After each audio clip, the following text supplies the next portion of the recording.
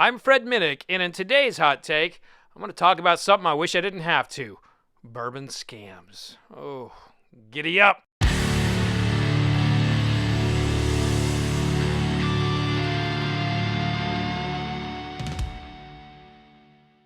In the past year, or more specifically throughout the pandemic, we've seen an enormous rise in scam artists.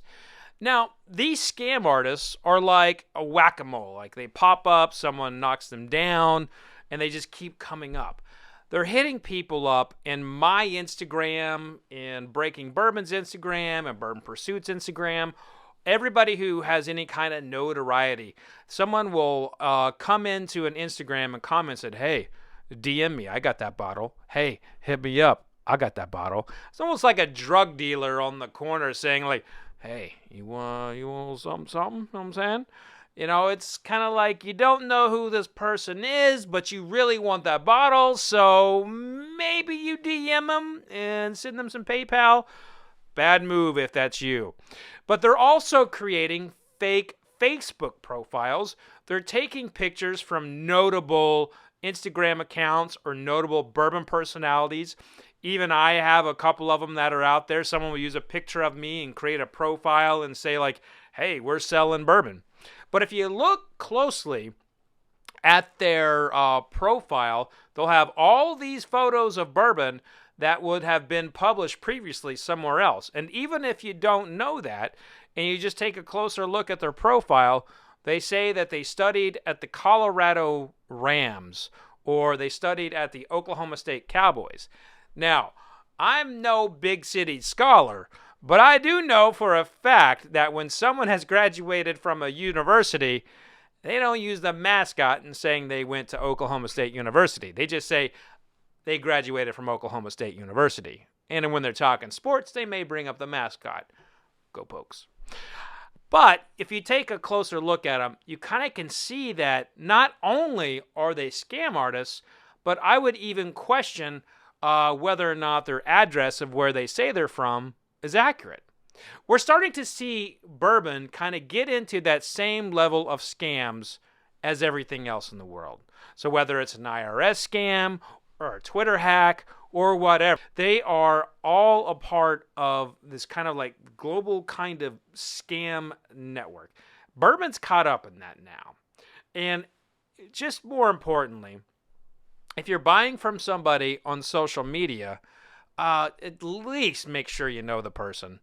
But this has these scams coming up, these things popping up. They have incredible consequences for us all. First of all, you know they're probably just going to steal your money. They're probably going to steal your money and just be done with that. But in the event that they actually have a bottle and they want to try and play this out and maybe get a fake Facebook review, who knows? You know, can you trust that the bottle is authentic? Now, if you know someone who's bought from the person and what have you, completely different story. We're talking about something completely different here. I'm talking about scam artists who are looking to sell fake purses, watches, and bourbon just happens to be the hot thing to sell that's fake right now. As a matter of fact, there are things being bottled in Dominican Republic that are killing people.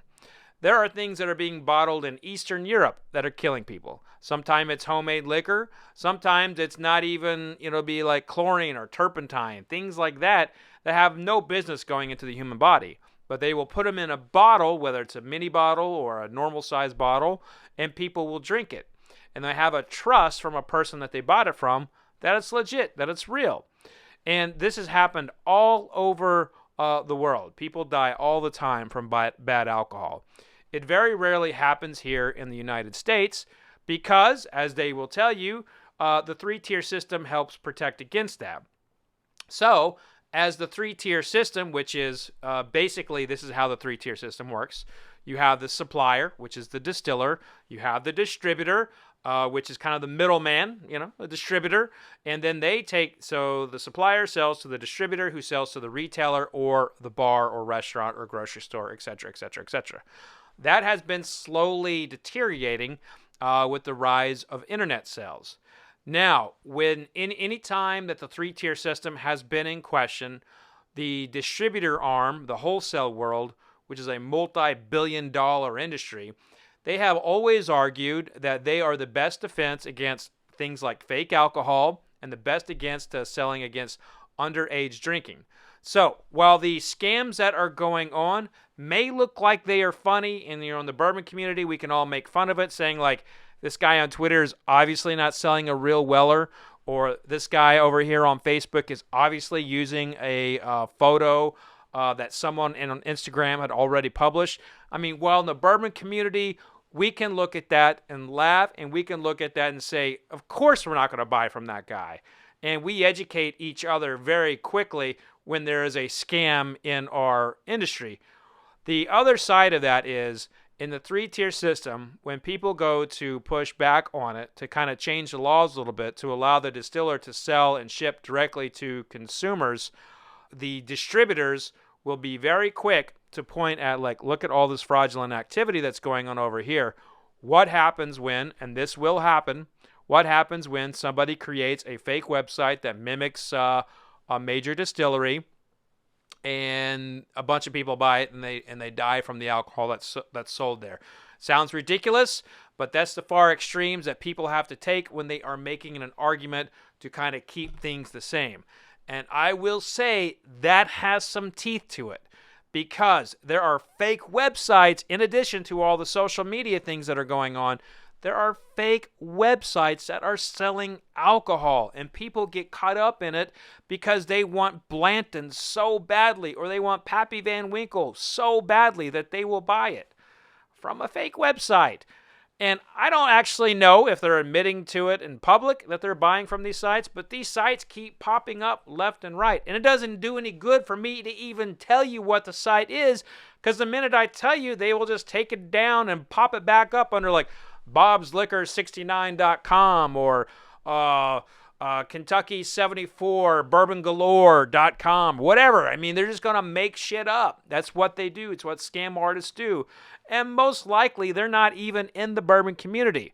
So if you're a distributor, or if you're someone who is passionate about keeping the three-tier system the same, you're looking at all these scams that are going on as evidence as to why you need to keep it the way it is. And you may not like that I'm even saying this, but that is how the defense of the three-tier system works. Is they see something bad that's happening in Dominican Republic, and they say, well, we will keep it from happening here in the United States. So while the bourbon scams are definitely bad right now, and I hope you don't get taken advantage of in that situation, but if you are someone that's buying from someone that hits you up on Facebook, then maybe, it's a lesson learned. But the bourbon scams have far more deep-reaching implications than just somebody getting scammed out of $120. It can mean a lot of things. And when people are discussing what's next for this industry in terms of how to sell to consumers, these things will come up. These things will come up, and they will hurt us all. So what can you do to prevent this from happening?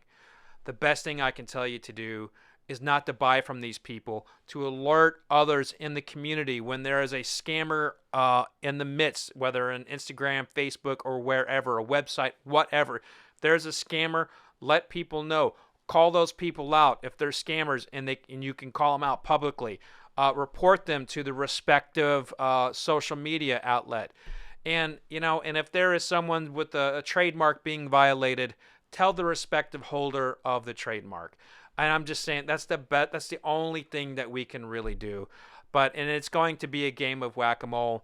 And unfortunately, bourbon is in that same conversation for the people who are making fake handbags and watches.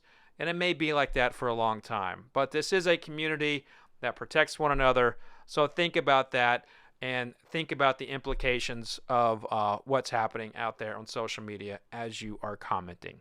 But that's going to do it for this week's Hot Take. Hey, have you seen something like this on social media?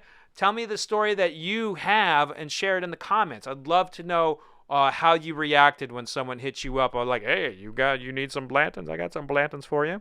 If you have an idea about how to correct this scam artist world that we're seeing right now in bourbon, put it in the comments section. I would also like to know, and you might even give me an opportunity to share that great idea on a larger scale. But that's going to do it for this week, folks. Be safe out there. No licking handrails, no licking trash cans. And remember, vodka sucks unless it's being used for hand sanitizer. Cheers, everybody.